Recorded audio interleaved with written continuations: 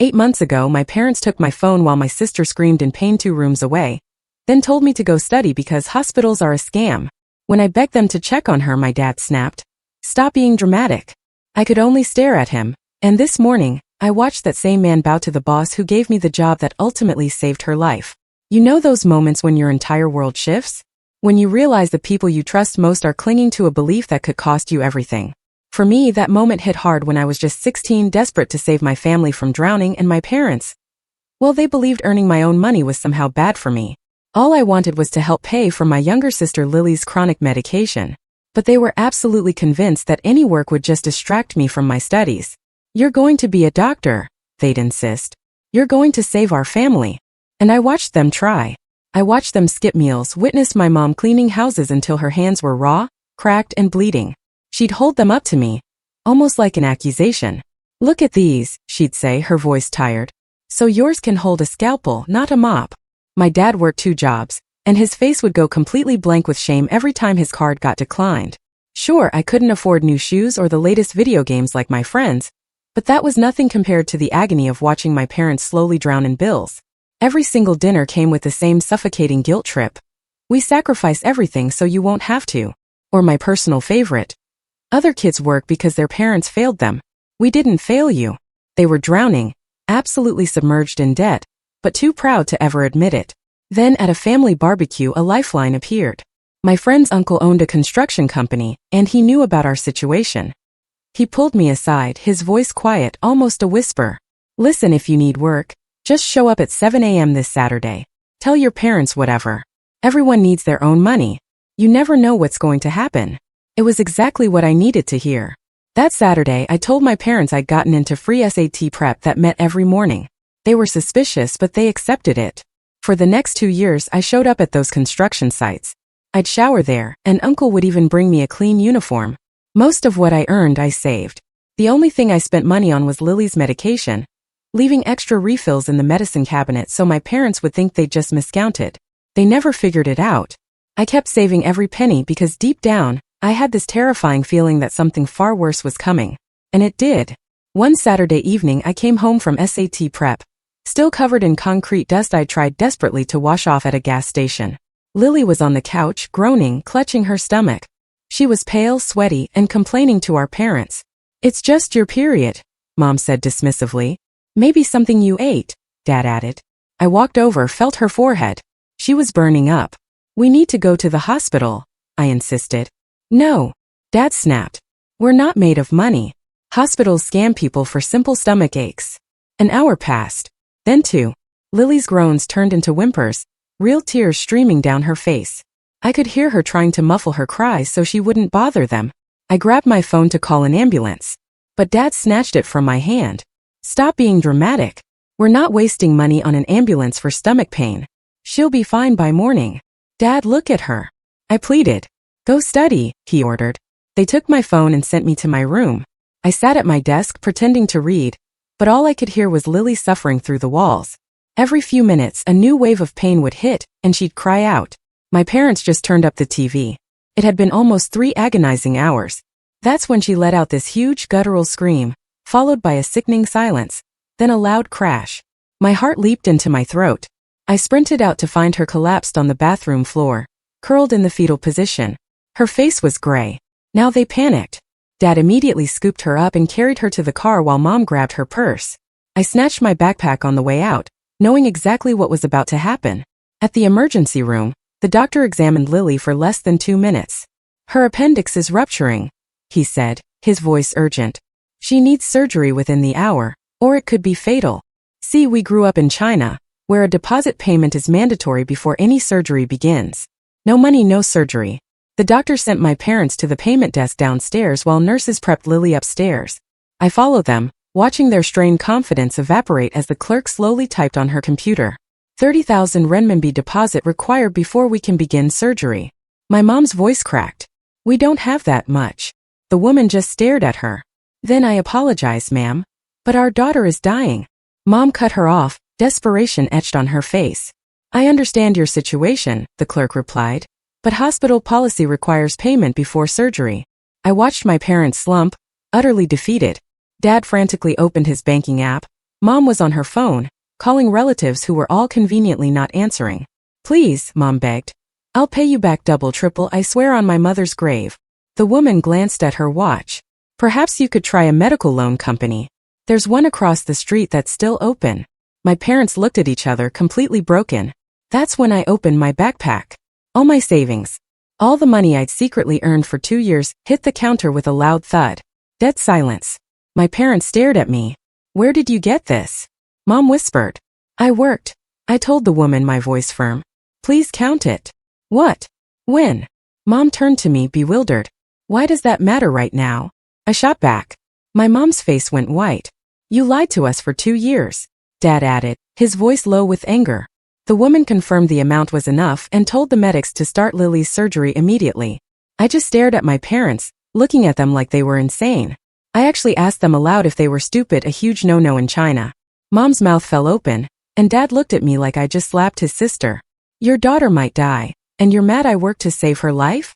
Their faces just dropped. It was almost as if the reality of the situation hadn't hit them until that moment. They both went quiet and just sat down. I couldn't tell if they were mad, embarrassed, or what. I sat next to them.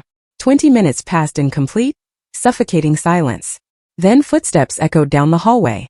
Uncle Wei, my friend's uncle, walked in. I'd called him to let him know. My parents' eyes snapped to him and Dad stood up, a furious red climbing his face. It went from red to purple as he recognized Uncle Wei in his work clothes. You corrupted my child. Dad lunged forward, but Uncle sidestepped him easily, his hands still in his pockets. The whole waiting room turned to stare at us. Uncle stayed perfectly calm. My daughter saved your other daughter's life, he said, his voice even. Maybe focus on that. Dad froze mid-step, his fists shaking at his sides. Mom suddenly grabbed my arm so hard I knew it would bruise. 2 years of lies while we sacrificed everything. Her voice cracked, a mixture of rage and utter devastation. Other families in the waiting room were watching us like we were some kind of twisted show. I tried to pull my arm away, but Mom held on tighter. Uncle pulled out his phone, scrolling through something, then turned the screen towards Dad. Photo after photo of me at the construction site. There I was in a hard hat, operating equipment, covered in concrete dust from head to toe. Uncle said I worked harder than grown men and never complained once.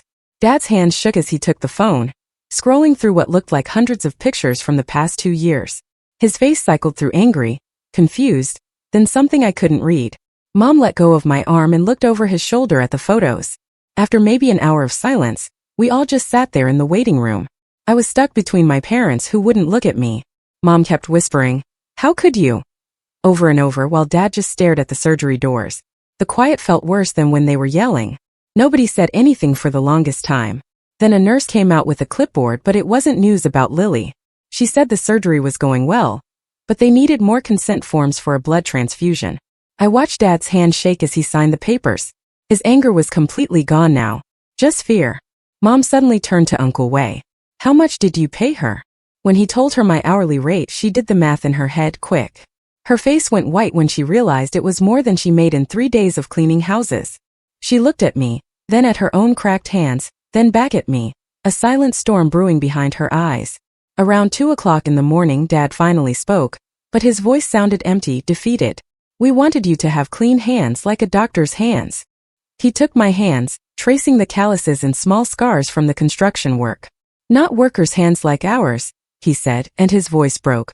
Uncle Wei quietly explained how he trained me himself, making sure I knew all the safety protocols. He told them how the other workers looked out for me, treating me like family. He said I wasn't just some kid they use for cheap labor. I was part of their crew. Mom listened, tears streaming down her face. At 3:30 in the morning, the surgeon finally came out, still in his scrubs.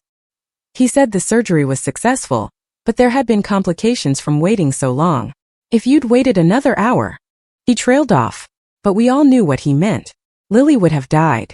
Dad turned to me, and I could see him fighting between his ingrained pride and overwhelming gratitude. He asked how much money I had left. When I told him about the emergency fund I kept hidden in different places, he completely broke down. It was the first time I had ever seen my dad cry.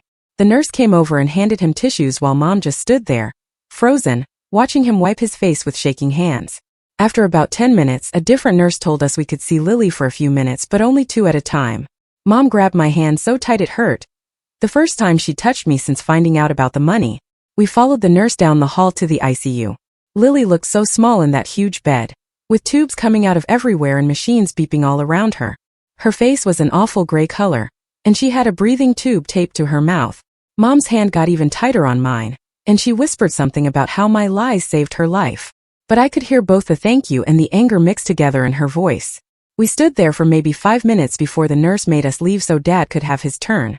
The next morning they moved Lily to a regular room, and by afternoon she was starting to wake up.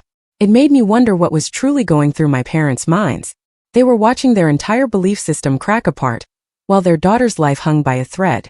The way they turned up the TV while she was crying made me curious if they truly believed she was fine, or if they were just too scared to face the reality. Lily kept making confused faces trying to talk, but her throat was too sore from the tube. Mom and Dad kept exchanging glances every time she tried to ask what happened, a silent agreement passing between them not to tell her about the money, or the fight, or how close she came to dying. They just kept saying she got really sick and needed surgery, but everything was fine now. Around dinner time, a woman from the billing department knocked and asked Dad to come downstairs for paperwork. I followed him, watching his face go pale when she showed him the remaining balance after the deposit. Another 20,000 renminbi for the ICU stay, medications, and follow-up care. His hand shook as he reached for his phone to check his bank account, even though we both knew it was empty. I pulled out my own phone and showed him my other savings account, the one I'd been building for college. He stared at the screen for a long time before nodding and letting me transfer the money. The billing woman printed out receipts while Dad just sat there, staring at the floor. On day 3, I was sitting with Lily, helping her sip water through a straw, when Manager Jiao walked in carrying this huge fruit basket. Behind him came 5 guys from the construction crew, all still in their work clothes and boots. They'd taken up a collection at the site and handed Dad an envelope thick with cash. Dad's face went red as he took it, barely able to look at these men who knew his daughter better than he did, who'd been protecting me at dangerous job sites while he thought I was studying. Manager Jiao patted my shoulder and told Lily I was the hardest worker he'd ever had, which made her eyes go wide with confusion. After they left, a woman in a gray suit showed up with a clipboard and an official-looking badge. She introduced herself as a social worker, and said she needed to investigate why there was such a delay in bringing Lily to the hospital. Dad's face went white as she explained the hospital was required to report cases where medical care was delayed, especially when it resulted in a life-threatening situation. She needed to understand the timeline of events, and would be interviewing each family member separately. Mom started crying again while the woman wrote notes about potential neglect charges. That evening I heard Mom on the phone with her sister, lying about how we'd paid for everything.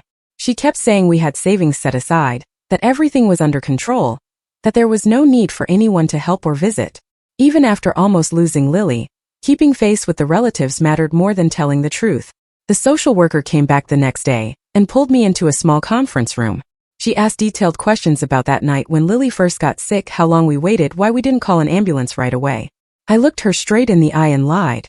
I said I'd been asleep in my room studying, that my parents acted as soon as they realized how serious it was. She kept writing notes and asking the same questions in different ways, clearly not buying it, but I stuck to my story. On day 4, Lily was finally alert enough to really talk, and immediately started asking why everyone was acting so weird around her. She noticed how Mom and Dad kept exchanging these looks, how Dad seemed different with me, how Mom kept crying for no reason. I told her she'd given us all a big scare and left it at that, holding her hand when she squeezed it weakly. That afternoon I saw Uncle Wei and Dad sitting in the hospital cafeteria through the window. Dad's whole body was stiff at first, arms crossed, leaning away from the table. But as they talked, I watched his shoulders slowly drop, his arms uncross, and finally, they shook hands across the table. Uncle Wei patted Dad's shoulder as they stood up, and Dad actually gave him a small bow, something I'd never seen him do for anyone who wasn't family or a boss. It was a silent, powerful surrender of pride. On the 5th day, Mom was helping me find a phone charger in my backpack when she pulled out my construction work clothes that I'd stuffed in there that night. She held the hard hat for the longest time, running her fingers over all the scratches and dents, the faded safety stickers, the sweat stains on the straps. She found the steel-toed boots caked with dried concrete, the work gloves with holes worn through the palms, the reflective vest with my name written in marker across the back. Her hands started shaking as she whispered that I could have been killed, that construction sites were death traps, that she'd seen news stories about workers falling from scaffolding or getting crushed by equipment. The doorbell rang while she was still holding my work vest, and we all froze. Through the window, I could see the social worker from before standing with an older woman in a suit. Mom shoved the equipment back in the closet and opened the door with a fake smile. The supervisor introduced herself and said they'd been talking to our neighbors about our family's medical history. Mrs. Amy from downstairs had told them about the time Mom refused to take me to the hospital when I broke my finger. Mr. Wong mentioned how Dad made Lily walk to school with a fever of 102 degrees. The supervisor pulled out a folder thick with papers and said the investigation was now formal. Dad's face went white as she explained they'd need to interview each of us separately, starting with Lily. Mom kept insisting everything was a misunderstanding, but the supervisor wasn't listening anymore. She scheduled appointments for the next week and left us with more paperwork than I'd ever seen. That night, the doctor called to say Lily could come home soon, but would need 3 months of physical therapy. The sessions would cost 8,000 yuan per month. Dad slammed his phone down and stared at the wall. I went to my room and came back with the rest of my construction money, 25,000 yuan in a plastic bag. His jaw clenched so tight I thought his teeth might crack, but he took it without a word. Mom started crying again, but this time it was different, like she was drowning in shame. 2 weeks passed with everyone walking on eggshells around each other. Then one afternoon Mom cornered me while Dad was at work. She started listing every single way I could have died at that construction site. Falling from scaffolding, getting hit by a crane, electrocuted by exposed wires, crushed under concrete blocks. Her voice got louder with each possibility until she was almost screaming. Better than watching Lily die while you counted unimportant pennies. The words exploded out of me before I could stop them. She slapped me hard across the face. We both stood there shocked. Neither of us had ever done anything like that before. The hospital called the next day, saying we needed a family counseling session before Lily's discharge. We sat in a circle in this tiny office, pretending everything was normal while Lily watched us, confused. The counselor asked about our family dynamics and we all gave perfect answers like robots. Lily kept looking between us, trying to figure out why everyone was acting so weird. After the session, Manager Jiao called me. He said once Lily recovered, he could offer me legitimate part-time work with proper paperwork and my parents' permission. I mentioned it to Dad that night, and watched his face cycle through anger, pride, defeat, and finally resignation. "We'll discuss it," was all he said. 3 weeks after the surgery, Lily finally came home, but she was so weak she could barely walk. I helped her with the physical therapy exercises the nurse had shown us, while Mom hovered nearby, wringing her hands. Lily kept asking why we all looked so guilty around her. Mom would change the subject and Dad would leave the room. We were keeping so many secrets from her, it felt like the whole family might just collapse. The mail arrived with an official letter from social services. They wanted to interview Lily about the night of her surgery. Dad's hand shook as he read it aloud. She still didn't know we delayed taking her to the hospital. If she found out during the interview, we could lose custody. Mom grabbed the letter and locked herself in the bathroom, crying. I went back to school after 3 weeks of absence, and everyone stared at me. Teachers pulled me aside, asking where I'd been. My classmates whispered behind my back. My friend, whose uncle gave me the job, kept telling everyone I'd been at SAT prep, just like we'd always said. But some kids had seen me at the hospital, and the rumors were spreading. Mom was going through my room, looking for more evidence of my lies, when she found 2 years of forged permission slips, work release forms with her signature that she'd never signed, absence notes for school with Dad's handwriting that I'd copied perfectly. "What else did you lie about?" She held the papers with shaking hands. I couldn't answer because the truth was I'd lied about everything. 2 months after the surgery, I was helping Lily with her math homework at our kitchen table. Dad stood in the doorway watching us for a long time. "You grew up while we weren't looking," he said. It was the closest thing to an apology I'd ever get from him. Lily looked up, confused by the comment, but went back to her equations. 3 days later, a social worker showed up at our apartment with a clipboard and that fake smile they all wear. She sat across from Lily on our worn couch while my parents and I stood nearby, feeling like we were on trial. The woman asked Lily about her surgery and recovery, which went fine until she started asking about other times she'd been sick. Lily mentioned the time her stomach hurt for days and Mom told her to drink hot water and wait it out. Then she talked about when she had that bad fever last year, and Dad said hospitals were for real emergencies only. Each time Lily spoke, the social worker's pen moved faster across her paper. My parents kept shifting their weight, and I could see Dad's jaw clenching harder with each question. The woman thanked Lily and said she'd be back next week for another visit. After she left, my parents didn't speak for hours. 2 days passed before Uncle Wei called to say he was coming for dinner, which shocked everyone since my parents had never invited him over in all the years I'd known him. Mom spent the whole day cleaning and cooking way too much food, like she was trying to prove something. When Uncle arrived, Lily ran up and hugged him, which surprised everyone, including him. She started telling him about her surgery scar and how the doctors saved her life. Uncle listened and smiled, but I could see him watching my parents, who stood stiffly in the doorway. We ate mostly in silence except for Lily, who kept asking Uncle about his construction company and if she could visit sometime. Mom kept refilling everyone's plates even when we said we were full. Dad barely touched his food and kept checking his phone, like he was waiting for bad news. After Uncle left, Mom started washing dishes so hard I thought she'd break them. The next morning, we got an official letter saying social services scheduled a formal hearing in 2 weeks to determine if my parents showed medical neglect. Dad read it 3 times before slamming it on the table. He grabbed his phone and started searching for lawyers, which was huge since he'd never admitted needing help from anyone before. Every lawyer wanted money up front that we didn't have. I heard him on the phone with 5 different offices, all saying the same thing about payment plans they didn't offer. That night I found Mom in the bathroom, staring at her cracked hands under the harsh light. She was crying but trying to be quiet about it. When she saw me, she held up her ruined hands and said she'd cleaned toilets for years so mine would never look like this. She said, "Now we might lose everything anyway. And what was it all for?" I didn't know what to say, so I just stood there while she cried harder. The next day, we met with a legal aid lawyer in a cramped office that smelled like old coffee. He reviewed our case for 20 minutes before looking up with that same expression the social worker had. He said the delay in getting Lily treatment was documented in her medical records, and our best option was showing we were taking steps to change. He mentioned parenting classes and family counseling like they were medicine we had to swallow. Dad's face went red, but he nodded and took the pamphlets. A week passed and Lily was getting stronger, but she kept asking why everyone seemed so upset all the time. She noticed Mom and Dad whispering in corners and stopping when she walked in. One afternoon she asked me directly if something bad happened while she was sick. I told her everything was fine, but she didn't believe me, and I could see the hurt in her eyes from the lie. That weekend, I went back to the construction site to get my last paycheck from the office. The whole crew was there for lunch break, and they all stood up when I walked in.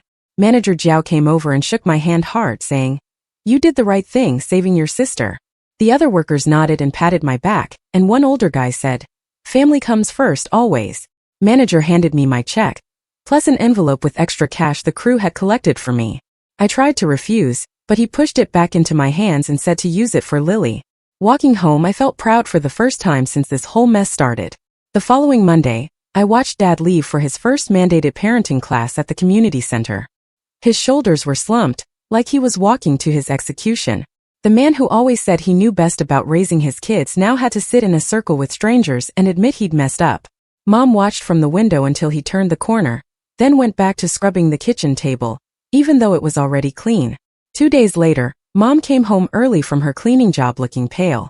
Her boss had found out about the social services investigation and said she was a liability to have around clients' homes. Just like that, we lost half our income, with bills piling up and lawyer fees we couldn't afford.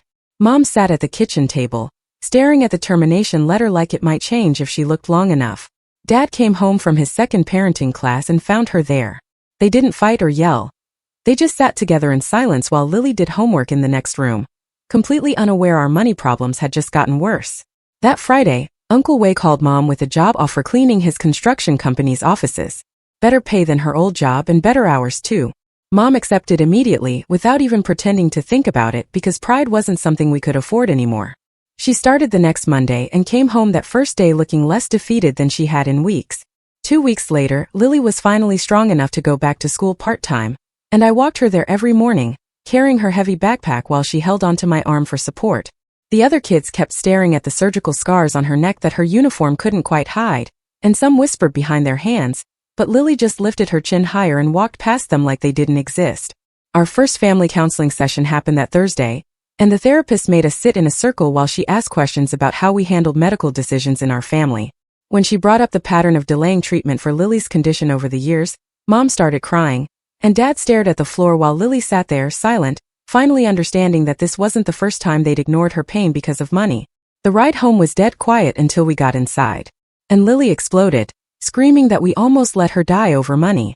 And her rage was so pure and simple, without any of the complicated understanding adults have about being poor.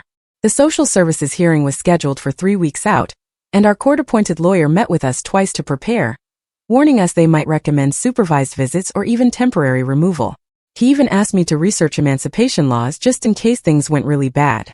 Dad picked up a third job, doing night security at a warehouse, and I found him passed out at the kitchen table one morning, his face pressed against his work schedule, while bills from the hospital kept arriving in thick envelopes every few days. Lily stopped talking to our parents completely and would only speak to me, asking how long I'd been saving money and if I knew something like this would happen. Her trust in them was completely broken. The morning of the hearing, I testified first, telling the panel how much my parents loved us while carefully admitting that being poor had affected their decisions. The 3 panel members just stared at me with blank faces, giving nothing away. Mom went next and broke down completely when she had to describe choosing between buying food and getting Lily's medicine, explaining how she'd skip meals so we could eat, and how she'd work until her hands bled to pay rent. We spent the next week waiting for their decision, and the apartment felt like a tomb, except for the sounds of Lily doing her physical therapy exercises while each day stretched out forever. Manager Jiao showed up to testify as a character witness, bringing photos of me working at construction sites at 14 years old, explaining how desperate I was to help my family, and how I'd worked harder than grown men just to earn enough for medicine. The day of the panel hearing finally came, and we all sat in this cold government building with fluorescent lights that made everyone look sick, while Dad kept pulling at his collar, and Mom gripped her purse so tight her knuckles went white. The panel consisted of 3 people behind a long table, looking through stacks of papers about our family, while a court reporter typed everything. I watched Dad stand up when they called his name. His hand shook as he walked to the front, and the lead panel member asked him about the night Lily almost died. Dad's voice cracked when he started talking. He told them about his pride and how it stopped him from asking for help, and then said something I never expected to hear from him. I failed my daughters, but taking them away won't fix that. The panel members looked at each other and wrote notes while Mom started crying quietly, and Lily reached over to hold her hand. After 2 hours of questions and testimony, the panel went into another room to decide our fate, and we waited in that hallway for what felt like forever until they called us back in. The lead panel member stood up and read from a paper, saying we would stay together, but under mandatory supervision for 6 months with required parenting classes and regular check-ins from social workers. Mom collapsed into her chair with relief while Dad just nodded and signed whatever papers they put in front of him. Lily squeezed my hand so hard it hurt. Week 12 of supervision arrived, and the social worker knocked on our door at exactly 9 o'clock in the morning, finding our apartment spotless, with Lily's medications organized in a clear plastic container with dates and times written on each section. We all sat on the couch, answering questions while the social worker checked our refrigerator and looked through Lily's medical records. Mom kept offering her tea every 5 minutes. I had started working legally at Uncle Way's company after school, doing filing and answering phones, which brought in some money, but not nearly enough for all our piling bills. The work was boring compared to construction, but at least my parents knew about it now, and Uncle paid me fairly, even though Dad still wouldn't look him in the eye. Lily started forgiving Mom first by letting her help with homework again, and then Dad when she asked him to walk her to school one morning, which made him cry right there at the breakfast table. One night at dinner, Lily said something that broke all our hearts when she looked at them, and said she was angry they almost let her die, but she understood being poor now. 3 months into supervision, I woke up early to use the bathroom and found Dad collapsed on the floor, barely conscious from exhaustion after working 3 different jobs. Mom and I dragged him to his bed where he slept for 16 hours straight while we called in sick to his jobs, and Mom held his hand the whole time. The family counselor assigned us homework, which meant weekly family meetings where everyone had to speak honestly about their feelings. The first one was so awkward we all just stared at the floor. Mom tried to make it better by serving tea and snacks, but nobody wanted to eat while talking about how messed up our family had become. During the third meeting, Mom discovered Dad had been skipping meals to save money when Lily mentioned seeing him throw away his lunch at work where she'd gone to visit him. They had their first real fight in years right there in front of us. Not about saving face or what neighbors would think, but about actual survival and whether pride was worth dying for. Mom threw a plate against the wall, and Dad punched the refrigerator leaving a dent, while Lily and I just watched them finally act like real people instead of robots. After they calmed down, Lily asked me to teach her about money and budgeting. So we spent the next Saturday making spreadsheets on my phone, showing income and expenses. She took notes in a little notebook and asked questions about interest rates and savings accounts, and kept saying she never wanted to be helpless again, which made me proud and sad at the same time. Week 14 arrived, and Uncle Wei called Dad about a job opportunity at his friend's company that paid almost double what Dad was making at his 3 jobs combined. Dad's pride fought hard against accepting what he called charity from the man who corrupted me. But Uncle just stood there in our doorway, holding the job application and waiting.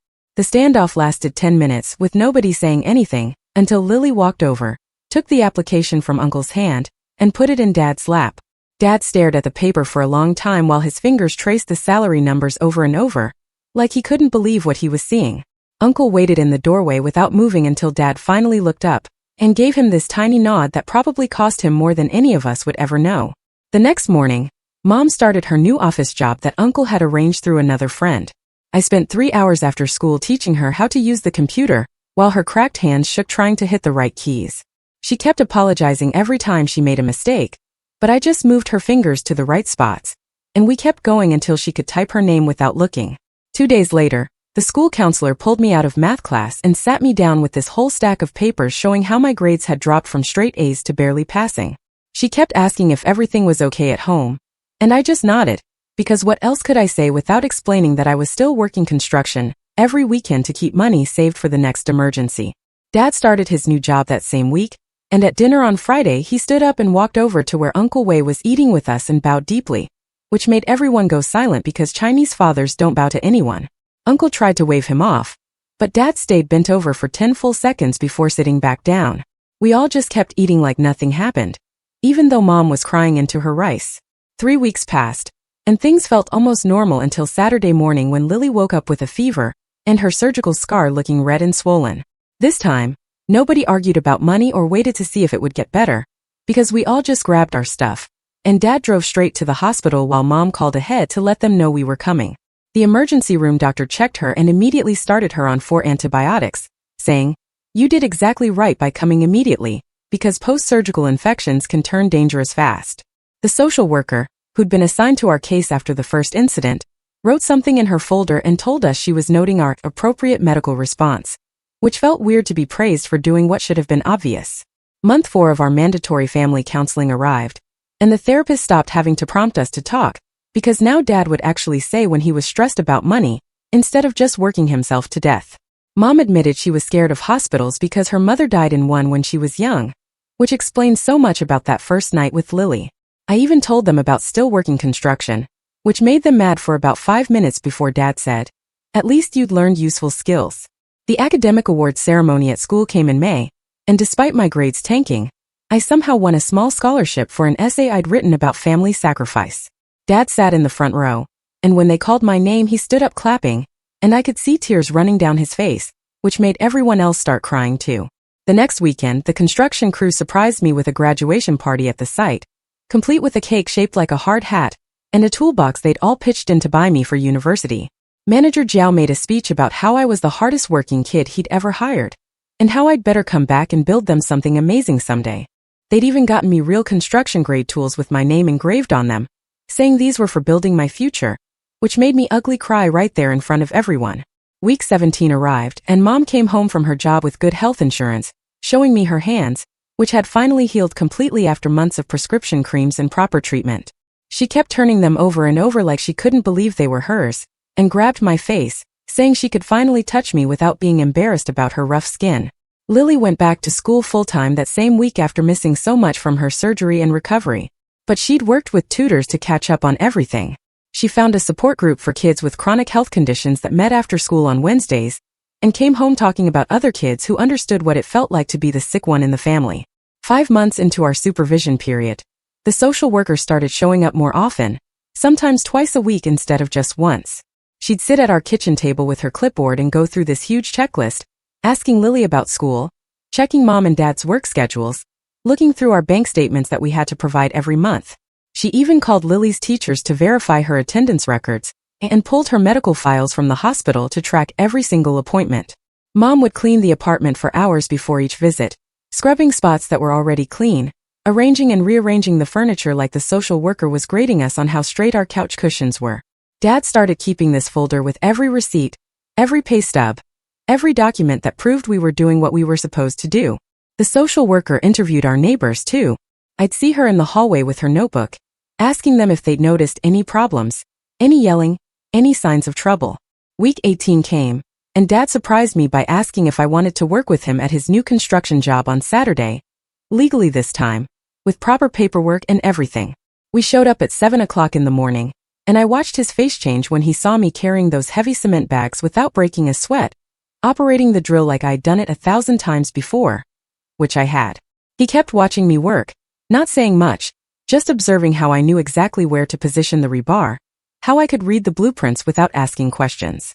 During our lunch break, sitting on a stack of lumber eating convenience store sandwiches, he finally looked at me and said those 3 words I'd been waiting 2 years to hear. The final social services review happened the next week in this cold government building downtown, where we all had to sit in these plastic chairs while 3 panel members went through our case file that was thick as a phone book. They read through every report, every home visit note, every piece of documentation we'd submitted over the past 6 months. The lead reviewer, this woman with glasses that kept sliding down her nose, kept mentioning our financial situation, how we were still struggling even with both parents working, how that remained a risk factor for the family's stability. We sat there for 3 hours while they discussed us like we weren't even in the room, using terms like adequate progress and ongoing concerns and potential for relapse. Uncle Wei showed up halfway through without anyone telling him to come. He walked right into that review room in his work clothes, still dusty from the construction site. He told the panel about watching our family change, seeing my parents actually listen to their kids now instead of just demanding blind obedience. Watching them choose Lily's health over their pride every single time since that night at the hospital. The panel members actually put down their pens and listened when he said that one line about pride and humility, writing it down word for word in their notes. That night, Lily stayed up late writing her own letter to the panel on notebook paper, her handwriting careful and neat like she was turning in homework. She wrote about how Mom asks her how she feels now instead of telling her how she should feel, how Dad doesn't yell anymore when she needs expensive medicine, how they both show up to her doctor appointments even if it means missing work. She ended it with that one sentence about choosing her over pride. She folded it carefully and gave it to the social worker at our next visit. Mom shocked everyone by enrolling in night classes at the community college to get certified in medical billing, using the computer at the library to do her homework, because we didn't have one at home. She'd come back from class at 10 at night and practice medical codes at the kitchen table, determined to get a better job than cleaning houses. She'd look at me sometimes while studying and say that thing about learning computers, like we were in some kind of competition about who could work harder. 2 weeks later, we got the official letter saying the panel was closing our case, that the 6 months of supervision were over, that we'd met all the requirements and the family unit would remain intact.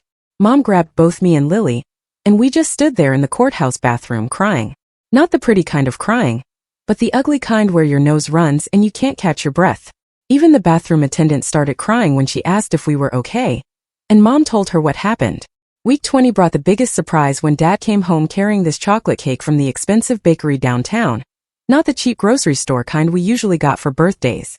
He'd gotten promoted to shift supervisor at his job, making almost double what he made before.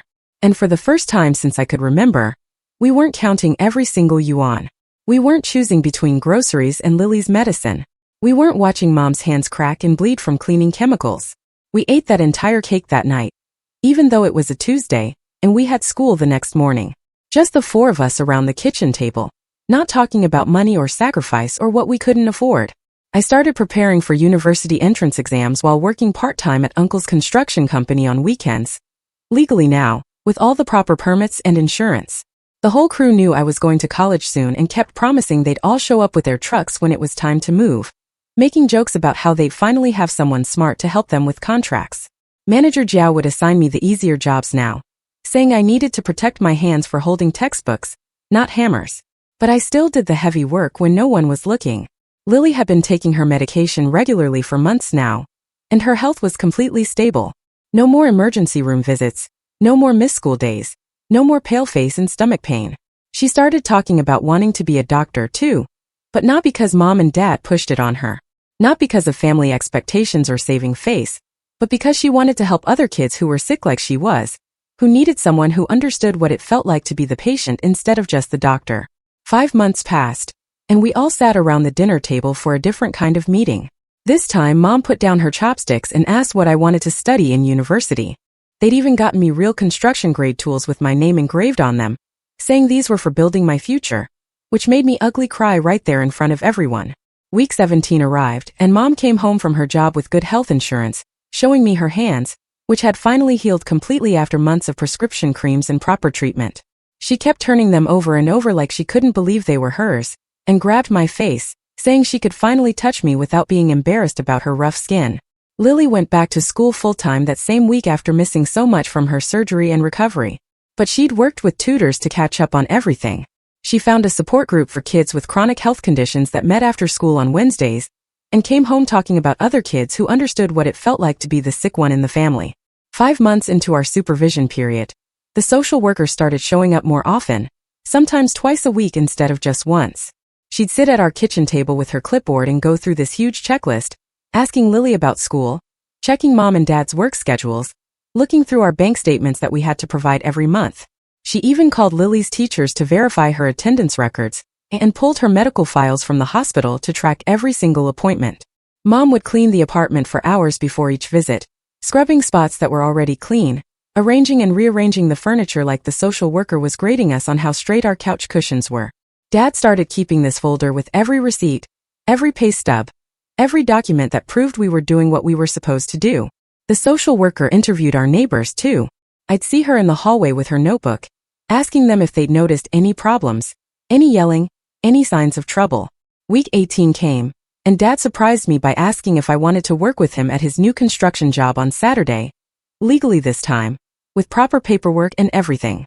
We showed up at 7 o'clock in the morning, and I watched his face change when he saw me carrying those heavy cement bags without breaking a sweat, operating the drill like I'd done it 1,000 times before, which I had.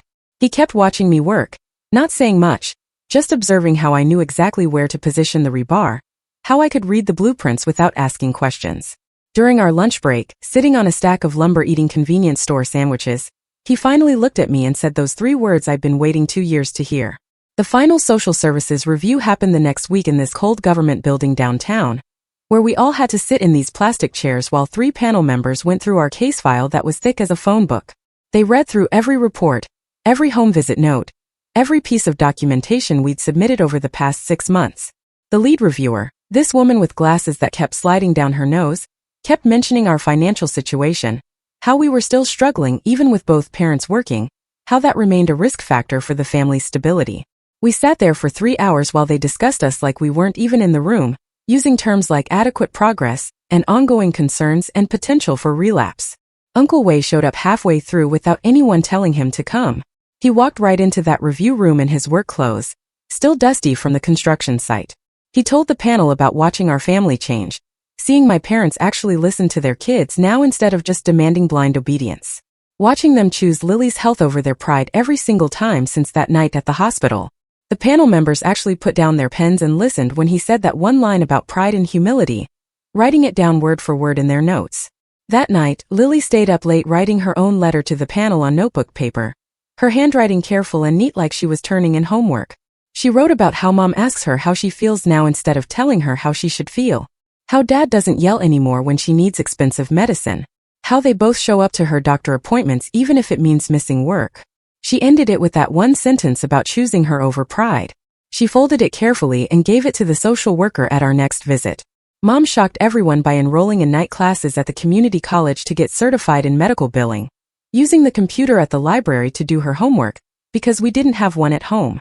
She'd come back from class at 10 at night and practice medical codes at the kitchen table, determined to get a better job than cleaning houses.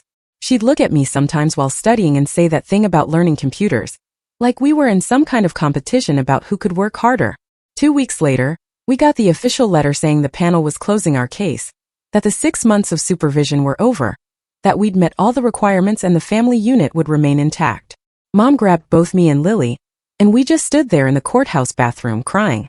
Not the pretty kind of crying, but the ugly kind where your nose runs and you can't catch your breath. Even the bathroom attendant started crying when she asked if we were okay, and Mom told her what happened. Week 20 brought the biggest surprise when Dad came home carrying this chocolate cake from the expensive bakery downtown, not the cheap grocery store kind we usually got for birthdays. He'd gotten promoted to shift supervisor at his job, making almost double what he made before. And for the first time since I could remember, we weren't counting every single yuan. We weren't choosing between groceries and Lily's medicine. We weren't watching Mom's hands crack and bleed from cleaning chemicals. We ate that entire cake that night, even though it was a Tuesday, and we had school the next morning. Just the 4 of us around the kitchen table, not talking about money or sacrifice or what we couldn't afford. I started preparing for university entrance exams while working part-time at Uncle's construction company on weekends. Legally now, with all the proper permits and insurance. The whole crew knew I was going to college soon and kept promising they'd all show up with their trucks when it was time to move, making jokes about how they'd finally have someone smart to help them with contracts. Manager Jiao would assign me the easier jobs now, saying I needed to protect my hands for holding textbooks, not hammers. But I still did the heavy work when no one was looking. Lily had been taking her medication regularly for months now, and her health was completely stable. No more emergency room visits, no more missed school days, no more pale face and stomach pain. She started talking about wanting to be a doctor too, but not because mom and dad pushed it on her. Not because of family expectations or saving face, but because she wanted to help other kids who were sick like she was, who needed someone who understood what it felt like to be the patient instead of just the doctor. 5 months passed, and we all sat around the dinner table for a different kind of meeting. This time mom put down her chopsticks and asked what I wanted to study in university. Not what they wanted from me but what I actually wanted. Dad nodded and said they'd been wrong about a lot of things. I told them about wanting to study engineering since I'd learned so much at the construction sites. They looked at each other and smiled. Mom had been taking computer classes at the community center after work. Her hands didn't crack and bleed anymore, because she'd been promoted to supervisor at the cleaning company. She was teaching other cleaners how to use the scheduling software and inventory systems. The acceptance letter from Gwanga University of Technology came 3 weeks later with a partial scholarship. Dad actually laughed when he read it and said my construction experience would probably help with the engineering courses. It was the first real laugh I'd heard from him in months.